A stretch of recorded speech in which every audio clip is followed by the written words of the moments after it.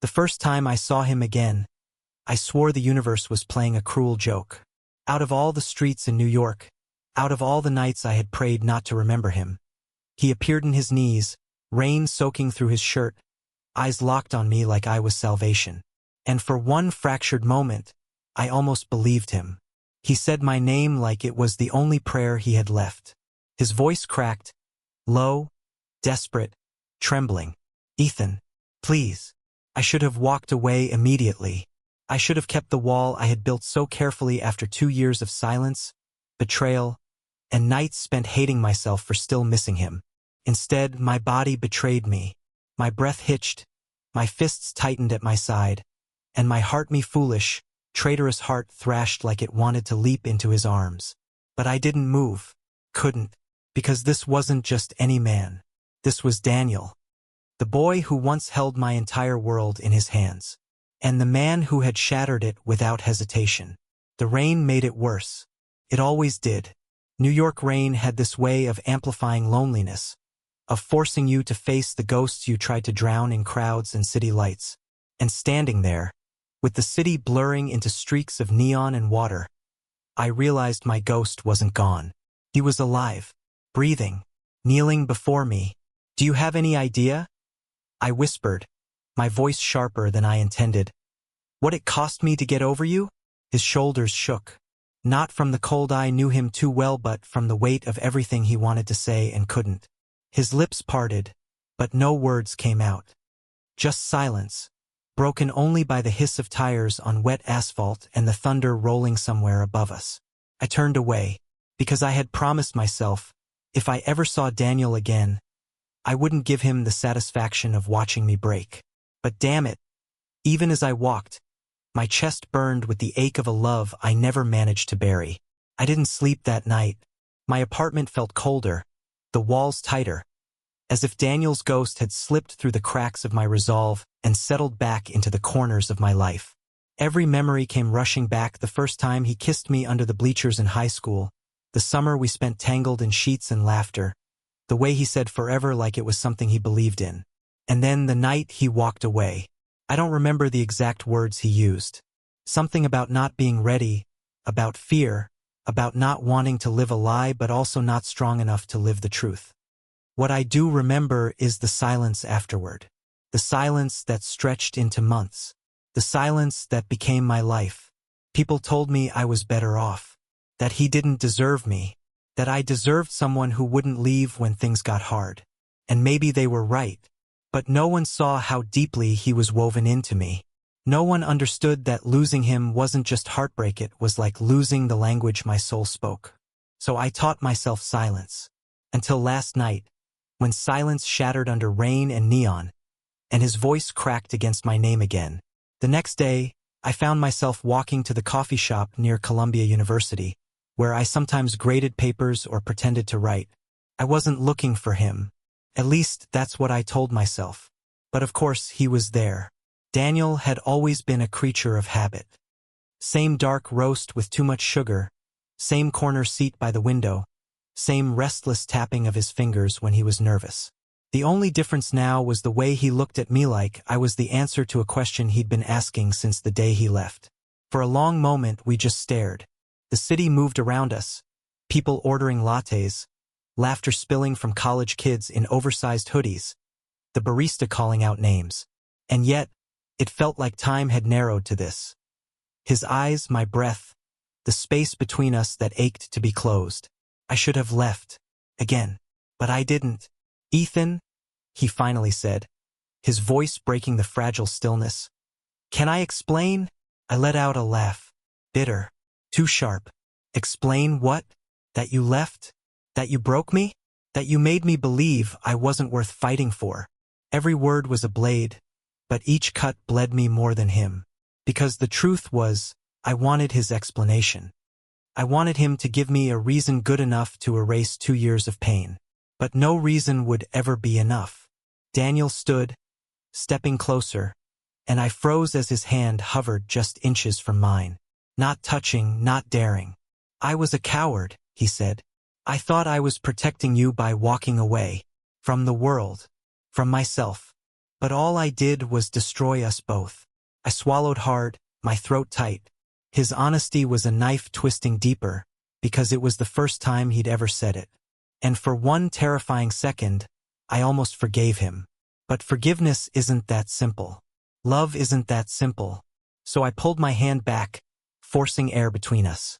You don't get to walk back into my life like nothing happened, I said, my voice steady even as my heart cracked again. You don't get to kneel in the rain, spill out apologies, and think I'll just forget. His face fell, but he nodded. I know. And maybe that was what hurt the most, how much he meant it. The problem with love is that it doesn't vanish on command. It doesn't matter how many times you remind yourself of the betrayal, how many nights you drink yourself into forgetting, or how much distance you put between you and the person who broke you. The feeling doesn't obey logic. It lingers, like smoke after a fire, choking you even when the flames are long gone. That's what Daniel was to me now. Smoke. Thick, suffocating, impossible to breathe around. And yet, part of me still craved the warmth of the fire that had nearly destroyed me. For days after the coffee shop, I couldn't focus. My students noticed it when I fumbled through lectures. My best friend Marcus called me out when I stared at my phone too long, waiting for a message I swore I wouldn't answer. You're doing it again, Marcus said one night as we sat in his apartment, the Knicks game playing in the background. He tossed me a beer and eyed me knowingly. You're letting him crawl under your skin. I tried to laugh it off. He's not under my skin. Marcus raised a brow. Then why do you look like a guy who's been hit by a bus and then ran back into traffic for seconds? I hated how well he could read me. The truth was, I hadn't stopped replaying every word Daniel said. I was a coward. I thought I was protecting you. I destroyed us both. His voice haunted me like a broken record, and I wanted to smash it to pieces. But even as anger built, so did the memory of how his eyes had trembled with regret. Regret. That's what I'd always wanted from him. And now, when it was finally here, I didn't know what to do with it. It was late on Thursday night when my doorbell rang. At first, I ignored it, assuming it was some delivery gone wrong. But then the ringing came again, insistent. Reluctantly, I padded across the floor and swung the door open only to freeze. Daniel stood there, shivering under his leather jacket, rain dripping from his hair. Of course it was raining again. Ethan, he breathed, like he hadn't said my name 1,000 times before. Can I come in? I should have said no, should have slammed the door. But my silence stretched too long, and he stepped inside before I could find the strength. My apartment suddenly felt smaller, as though the walls were pressing in on us. He didn't sit, didn't take off his jacket, just stood there, dripping rainwater on my floor, his eyes never leaving mine. I can't keep pretending like I don't need to explain, he said. I owe you the truth. Not excuses, not silence. The truth. I crossed my arms, trying to shield myself from the way his voice scraped against my chest. Fine, talk. But don't expect me to forgive you just because you finally grew a conscience. He winced but nodded. Fair enough. What came next felt like knives wrapped in confession. He told me about the fear, how coming out in his conservative family felt like suffocation, how every touch between us had been shadowed by the terror of being found out. He told me about the scholarship he'd been offered across the country, how he convinced himself he'd be protecting me by leaving, how he thought distance would erase what we had. But it didn't, he said, voice breaking. It only made me realize what I'd thrown away. I thought I was keeping you safe from the fallout of my cowardice. But all I did was prove how weak I was. For a moment, the silence was unbearable. His words clawed at old wounds, but they also illuminated something I hadn't let myself admit. He had suffered too. Still, suffering didn't erase choices. You don't get a medal for realizing too late, I said coldly, though my throat burned with unshed tears. You don't get to knock on my door 2 years later and expect me to hand you back the heart you smashed. He stepped closer, eyes pleading. I don't expect that. I need you to know I never stopped loving you. God, those words, they landed like dynamite, shaking the ground beneath me. For 2 years, I dreamed of hearing them again. And now, standing inches away from him, I hated how much power they still had over me. "Leave," I whispered. "Please." His lips parted, like he wanted to fight, but instead, he nodded slowly. With one last glance heavy, shattering, turned and walked out. The moment the door clicked shut, I collapsed against it, my chest heaving, my heart torn between relief and devastation. I hated him for leaving. I hated myself for still wanting him back. The weeks that followed blurred together. Daniel didn't push after that night, but he lingered on the edges of my life. I'd see him across the street when I left work, catch him in the corner of a bookstore, feel his presence at the same coffee shop we both seemed unable to give up. He never approached, never intruded, just waited. And maybe that was worse than begging, because I felt him everywhere, a constant reminder of what we had been and what I still couldn't let go of. One Saturday evening, I sat alone in Central Park, the city buzzing with spring energy. Couples strolled hand in hand, kids laughed near the carousel, musicians played near Bethesda Terrace. And me? I was drowning in memories. So, of course, Daniel found me there. He didn't say anything at first, just sat on the bench beside me, close enough that our shoulders almost brushed. My body tensed, but I didn't move. Finally, he spoke, voice low. "I keep coming back because I can't accept that this is the end. Not when I know you still feel it too." My laugh was bitter, humorless. "You're awfully confident for someone who left me broken."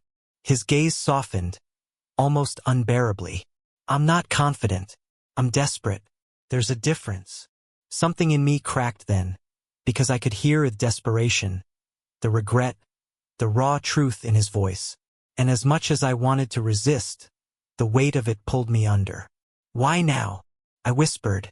"Why after all this time?" He turned to me fully, his eyes searching mine. "Because I finally realized living without you isn't living at all." The silence between us stretched, fragile, dangerous. And before I could stop myself, I whispered, "You ruined me." Daniel's breath caught. His hand inched closer, not touching, just hovering. "Then let me spend the rest of my life making it right." My heart thundered, my resolve trembled, and for the first time since that night he left me, I didn't know if I wanted to ruin her to fall into his arms.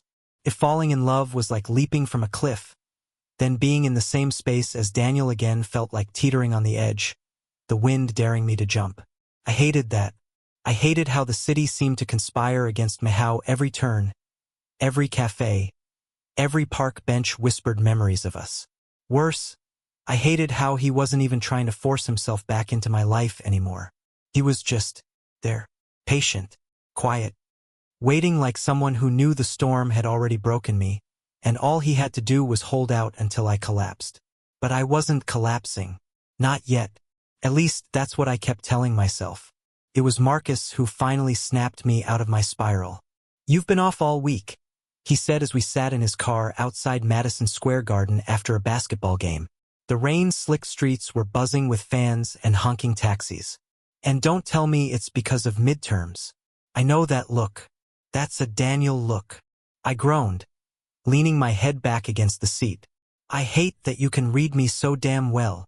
That's what best friends are for," he shot back. Then his voice softened. "Ethan, what do you want?" The question stunned me more than it should have. What did I want? Anger, closure, revenge, sure. But beneath all of that, beneath the rubble of heartbreak and resentment, I wanted Daniel, and admitting that to myself was terrifying. 2 nights later, Daniel showed up at my apartment again. Not uninvited this time. I had texted him, "We need to talk." When he arrived, he looked nervous. No jacket this time, no dripping rain.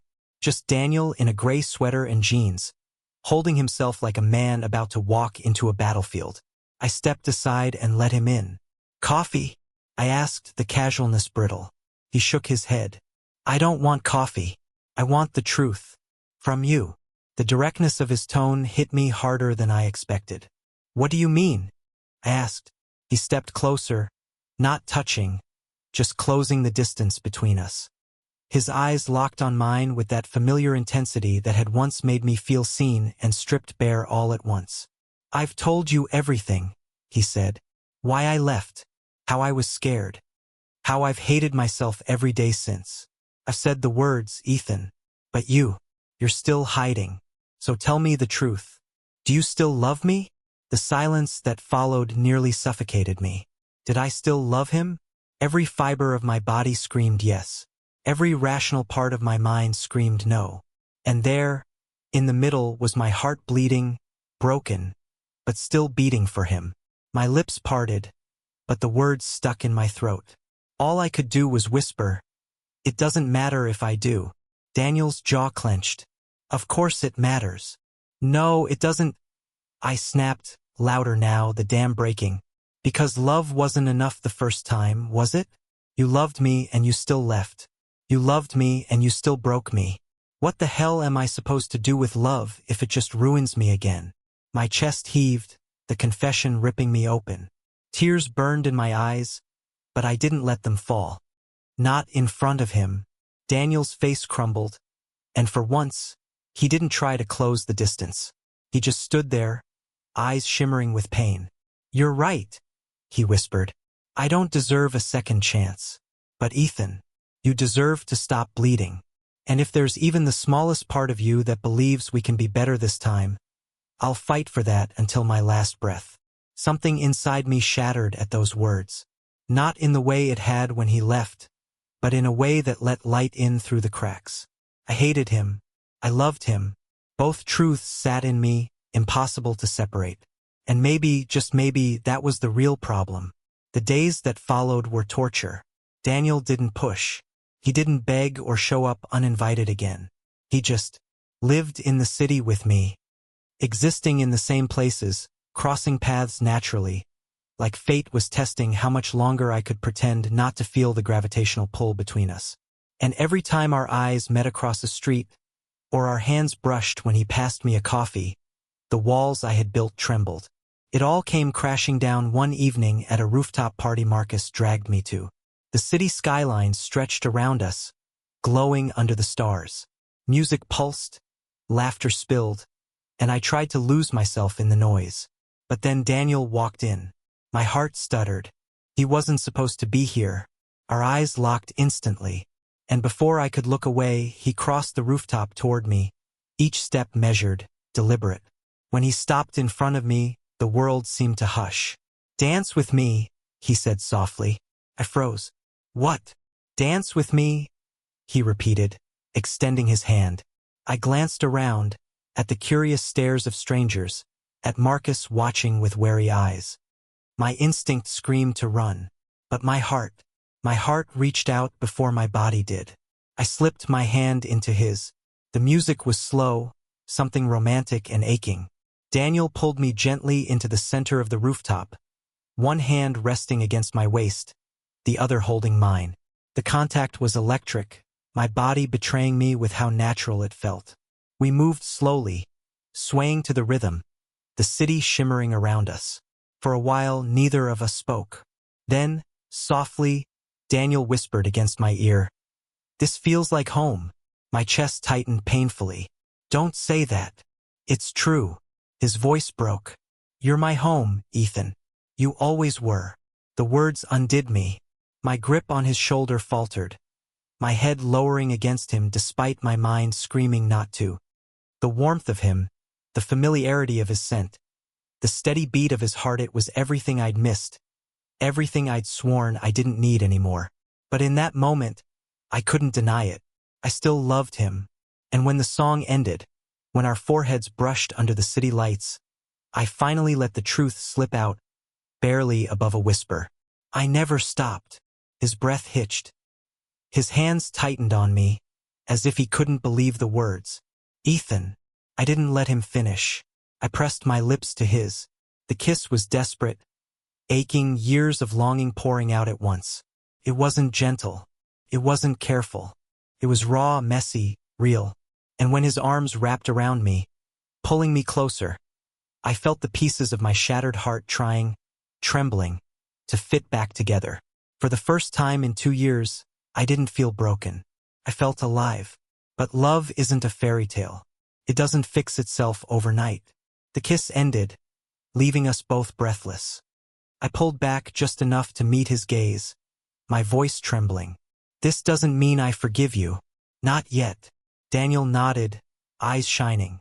"I know, but it means there's a chance. And that's all I'll ever need." And though fear still gnawed at me, though doubt still whispered, I realized something as I looked at him under the city lights. Maybe a chance was enough to begin again. The morning after that rooftop kiss felt like standing at the edge of a brand new life. For the first time in years, I woke up not with bitterness or silence, but with a warmth humming in my chest. I could still feel Daniel's lips on mine, still hear the words he whispered re my home. And yet, doubt still lingered like a shadow. Could we really rebuild something that had already been broken so brutally? Could love be enough this time? The weeks that followed tested us in ways I hadn't anticipated.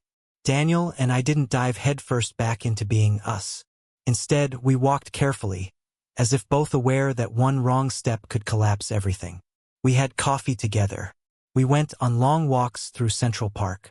Sometimes he came by my apartment, and we cooked dinner like the old days, except now, we let silence breathe between us instead of filling it with nervous laughter. There were moments when I caught myself staring at him, wondering how something so familiar could still feel so terrifying.